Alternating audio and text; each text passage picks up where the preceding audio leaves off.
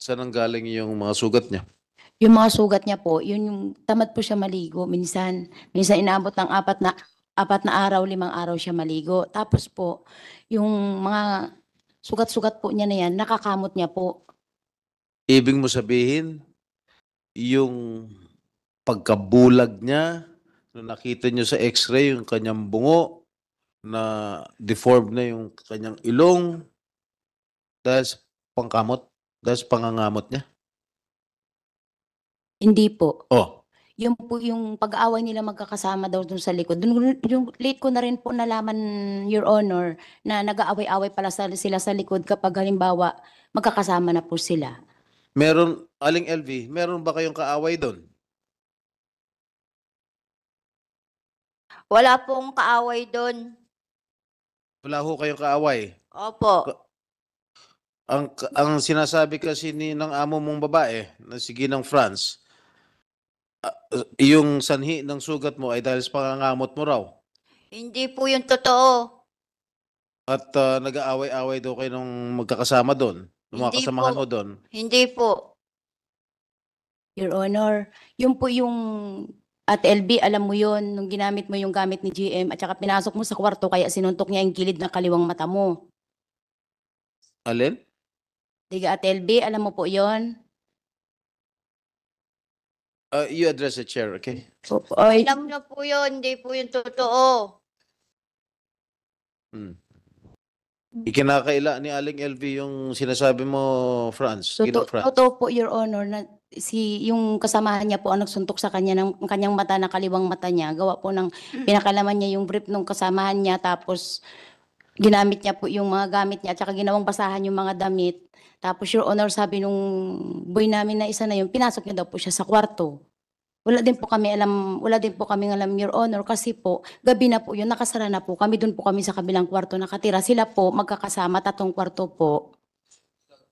Paano siya nabulag? Nung pumasok po sa amin ng Ate LB, 2019, August 10, 2019, birthday po ng kapatid ko, pumunta sa amin ng Ate LB. Tapos po, nung August 11, nagsabi po sa akin ng Ate LB, pwede ka akong pumasok, sabi ng ganun, kasi wala akong matuluyan. Dahil sabi niya ng ganun, sa amin, hindi ako pinapakain hanggat hindi ako nagtitinda ng buko juice. Bakit ka ako, wala kang pamilya? Sabi sa akin, sabi niya po sa akin.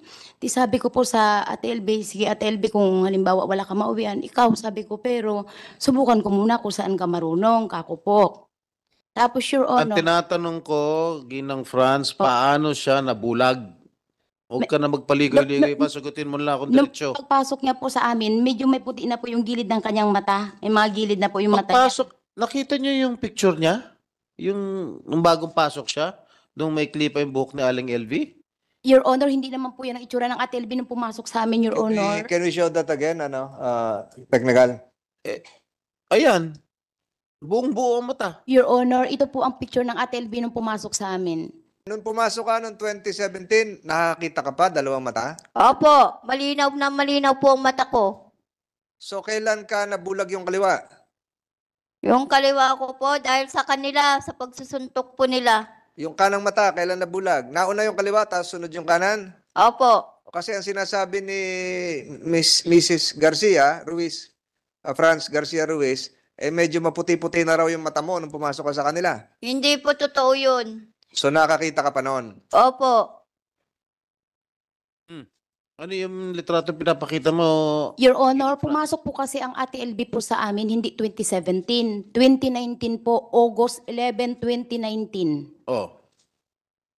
Ito po ang itsura ng Ate LB nung pumasok po sa amin, Your Honor. Kailan siya pumasok sa kanila? 2017. 2017. Oh. At Your Honor, ang 2017 po nasa barangay 6 kami, ang 2019 po nasa barangay 7 po kami. Pero kanina, sinabi ni Ma'am Lisa na nakita raw niya, yung litratong ito, yun daw unang pagkikita nila ni Manang LB. Siguro maayos pa, nakakita pa. Opo, Sinabi ni Ma'am Lisa under oath kanina. Opo. Ang Sabi na opo. Ang itsura po ng Ate LB nung pumasok sa amin, yung mata niya po, medyo may puti-puti na po yung gilid ng mata niya. Ngayon po, kaya po nagkaroon siguro ng damage dito sa gilid ng kanyang kaliwang mata. Gawa po nung pag-aaway nila nung isang boy namin. Late ko na rin din po nalaman na ganun nga po. Pero nakita ko nung pinag-usap po silang dalawa, ba't ka ako may ganyan ka, Ate LB? Nag-away po kami, sinuntok po ako ni GM, sabi niya po. Gano'n rin siya kadalas suntukin ni JM? Hindi ko naman po sila, Your Honor, nababantayan kasi doon lang po ako sa unahan na nagtitinda. Assuming totoo yung sinasabi mo, o anong ginawa mo bilang amo? Pinagharap ko po silang dalawa, bakit mukha ko sinuntok ang Ate LB? Sabi niya po, paano ate, ginamit niya lahat ng gamit ko. Pag uwi ko dito, lahat ng damit ko ginawa niyang basahan. Sabi, hindi lang po yan ate, hindi lang ako nagsasabi sa inyo, pinapasok niya rin ako sa kwarto. Tinadyakan ko pa nga yan, pinasok ako sa kwarto. Ba't ngayon ko lang kako nalalaman yan? Ano Ate LB, ang masasabi mo dyan? Ay, sorry, GM, sabi niya, hindi ko na ulitin. O ikaw, ano naman ang ginawa, ba't ginanon mo naman sinuntok? Sabi ko po, Your Honor, dapat hindi mo ako sinaktan ng Ate LB. Sabi ko po, Ate LB, sorry. Naghingi po siya ng sorry sa Ate LB. Narinig mo yun, Aling LV? Sinungaling po sila. Hindi po yan totoo, sinungaling. Anong totoo? Totoo po, na sinusuntok po ako. Ni JM? Opo, Pati si JM? opo. Pati si JM? Teka muna, Ate po yan si Ate Franz. Teka muna sa Senator Estrada. Ano ba ang sinasabi mo kaya? JM o GM? May GM ba? General Manager o yung JM? Ano ba yan? Si GM po yung boy namin yun. JM, yung boy. Sinuntok ka rin? Opo, parehas po sila ng amo kong babae. Bakit ka sinusuntok ng JM? Utos po ng amo ko. Your Honor, hindi po totoo yun. Kasi si GM po, may gusto po siya kay GM. Sa katunayan nga po, pati yung bubong po namin, sinunog ng Ate LB dahil nagsisilo siya doon sa isang tindira po namin. Alam mo, Aling Franz, sana huwag ka nang gumawa ng kwento. Gumagawa ka lang yata. Your Honor, yun po yung totoo. Hindi po ako pwedeng magsinungaling sa inyo. Kung Ibig gusto mo niyo, sabihin yung kanyang itsura ngayon, bulag, nakita mo naman yung kanyang x-ray o MRI na talagang maraming na-deform sa kanyang katawan o sa kanyang muka. Magagawa ba ng isang tao lamang? yun po ang hindi ko po alam sa kanila, Your Honor. Kasi po, hiwalay po kami ng tulugan sa kanila dahil meron po silang 3 kwarto na magkakasama. Pagkatapos ko po galing sa simbahan, Your Honor, ay sa tindahan, Your Honor, maghapon pa ako nakaupo doon.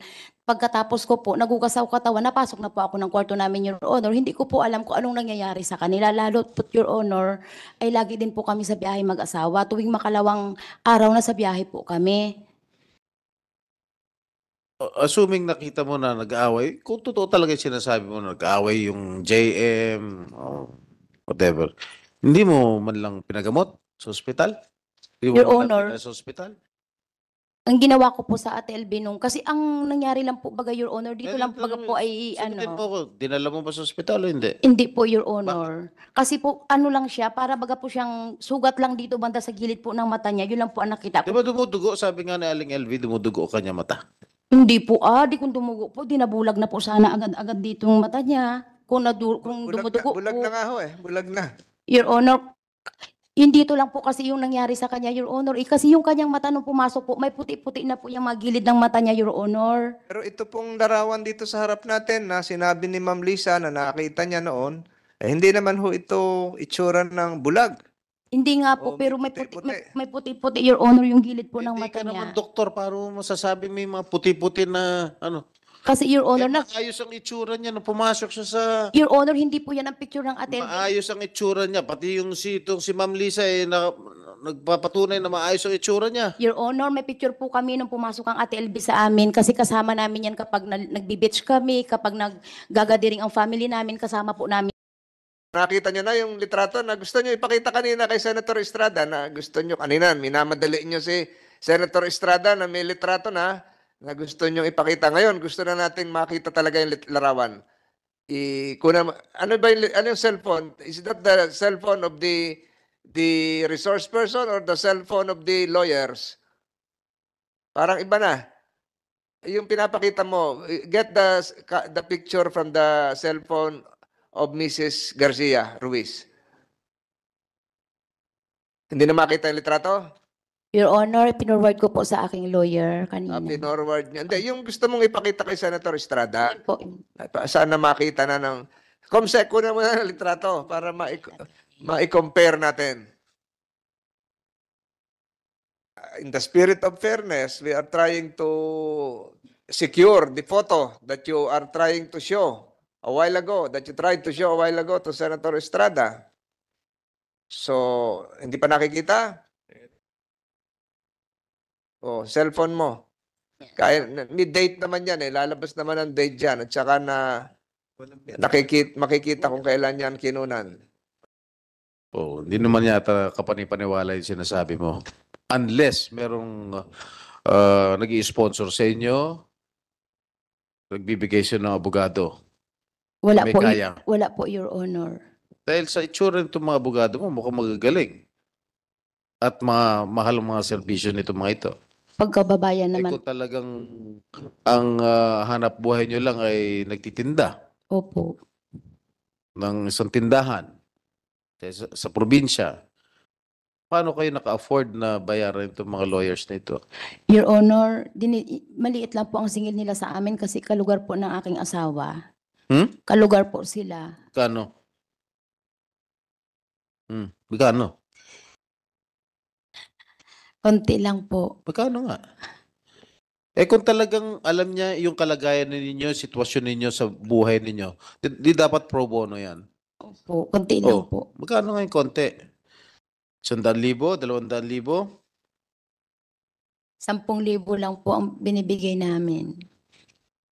Pinulungan ka na kasi ng abogado mo eh. Hindi po. Yun po ang totoo. Ginang France, tukol sa sweldo. Ayon kay Aling LV, hindi mo raw siya pinapasweldo. Your Honor, pinapasweldo ko po ang Ate LB. Mula nung pumasok sa akin ng 2019, nung pumasok isang araw sa tindahan po sa loob ng palengke, kasi isang araw po, Magkano sweldo mo sa kanya sa isang buwan? sa isang buwan po, nung pagkatapos ng isang araw, bali, start po ng August 12 po yun, 5,000 po ang monthly. Kasi po pandemic po yun, Your Honor. Ano? Pandemic po kasi yun, Your Honor. Ano? Pandemic. Pandemic? Opo. 5,000? Opo. Yan, kailan? 2019 po, Your Honor. Kasi 2019 po nagsimula ang Ate LB sa akin na masukan, Your Honor. Eh, hindi po 2017 eh. Pandemic po natin nagsimula Marso 20, 2020. Opo. Opo. So kung 2019, wala pa akong pandemic noon. Opo, papasok na po ng pandemic yun. Yung time na mahina na po ang bintahan ng time na yun. Ang pandemic natin ay March 2020. Sa amin po ay March 14 yata nangyari yung sa amin nun. Hindi, wala pa yung Wuhan. Itong mga doktor hindi pa natin naririnig yung Wuhan noon. Nung 2019. Di ba?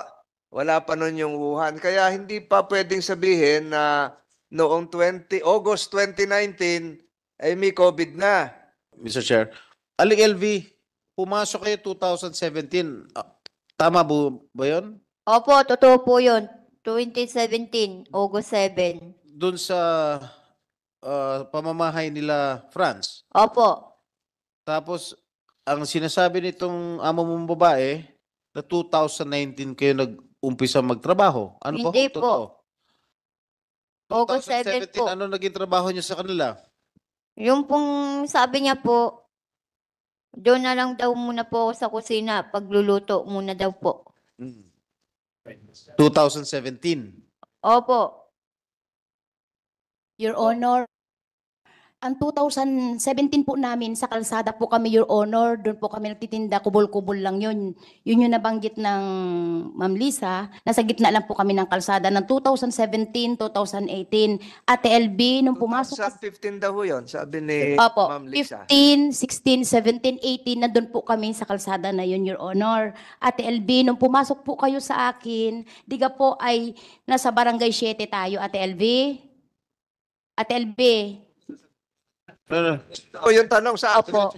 chairman, hindi ho. Ay, sorry po. Oho. Your Honor, nung pumasok po ang ATLB sa amin, ay nasa Barangay 7 po kami, Your Honor. May mga mayor's permit po ako, Your Honor, na magpapatunay na magkaibang Barangay 7 at Barangay 6. Till 2015 to 2018 na Barangay 6 po kami sa kalsada po, Your Honor. Kaya ang ATLB 2019. Pero nagtrabaho sa inyo si Aling Elvie na hindi mo pa siya kilala noong 2017? Hindi po, Your Honor. Hindi po, Your Honor. Paano nangyari yun? Aling Elvie, hindi ka pa raw kilala ni Ginang France noong 2017. Kilala na po ako niyan. Nandun na po siya sa may sa pesto namin, sa tindahan. Yung pong sinasabi niya, nagtinda po kami sa Tianggi-Tianggian ang tawag namin. Nasa kalye raw.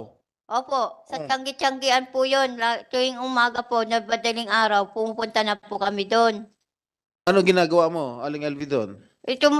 Minsan po, sinasama niya po ako sa Tianggian.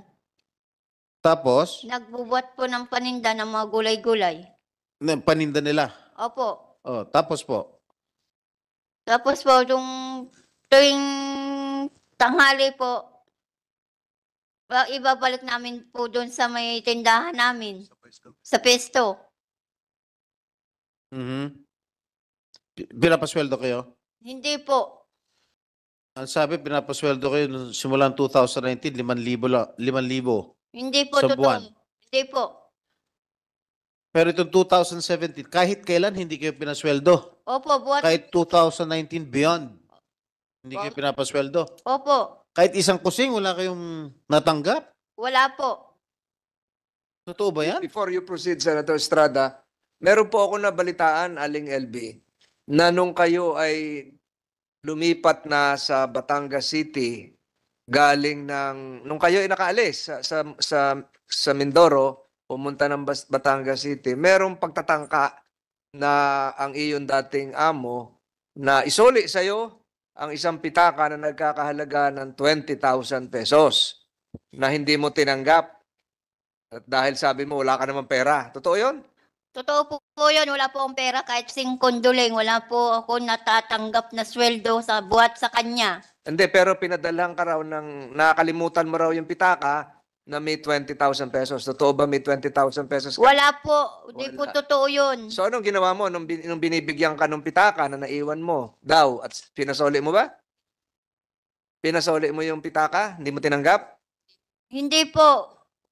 Mrs. Garcia Ruiz, totoo ba na meron kayong pinadala na 20,000 nung nakaalis na sa Mindoro si Manang LB at pumunta na ng Batangas City? Pinahabol niyo yung 20,000 at di umano pinasabi niyo na may nakalimutan kang pitaka rito, may laman 20,000 piso at hindi tinanggap ni LB dahil hindi nga daw siya nasweldo. Totoo ba yon?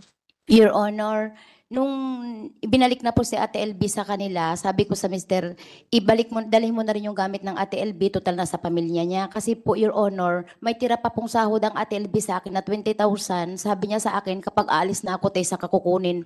Ari po, listahan, Your Honor, ng mga lumang notebooks na mga bali ng Ate LB.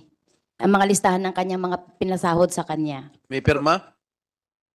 Listahan po ng mga kasama niya kasi, Your Honor, hindi baga po ako ang naglilista ng mga kasamahan nila ng mga nagabali, yung kasamahan din po nila. So, teka, balikan ko with the permission of Senator Estrada. Balikan ko. So, totoo na nagpahabol kayo ng pitaka na may lamang 20,000 pesos. Tapos mga damit niya po, Your Honor, na naiwan sa amin. Sa 20,000 pesos. Totoo? Opo, Your Honor. So, pinasoli sa'yo, hindi? Hindi po ipinaharap ng pamilya niya si Ate LB. Ang sabi daw po, na doon siya sa isang kapatid. Yun ang sabi. Kasi, tapos ang sabi daw po, sa kanyo nakunin, isa ka na yan, sabi daw po ng ganun. Hindi siya pinakita sa amin. Nasaan na yung pitaka? Daladala mo ba dito, yung pitaka? Wala po, Your Honor. Nasaan na yung pitaka? Nandun po sa bahay, kasama ng mga gamit niya. Sa Mindoro po. So, nasa inyo? Opo, sa Mindoro. Nandun din yung 20,000?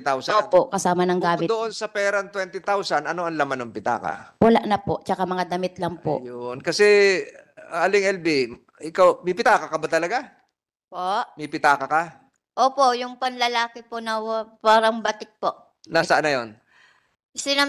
Tinapon na po nila yun, yung mga kasama po ng mga gamit ko noon. Ayun. So, Yung bang pitakang sinosoli sa iyo ay yung pitakang panlalaki o ibang Hindi klase ko na po pitaka? alam yun, hindi ko Hindi na mo po nakita. nakikita. Kasi Ma'am Garcia Ruiz, pag ang tao po ay may pitaka, sa pagkakaalam ko, may kasama pa yung ibang mga bagay, may ID, mayroong mga larawan, pero yung sinabi nyo kanina, pitaka lang na pera ang laman. Wala siyang litrato kung Comelec ID o kung ano man. Walang ganon.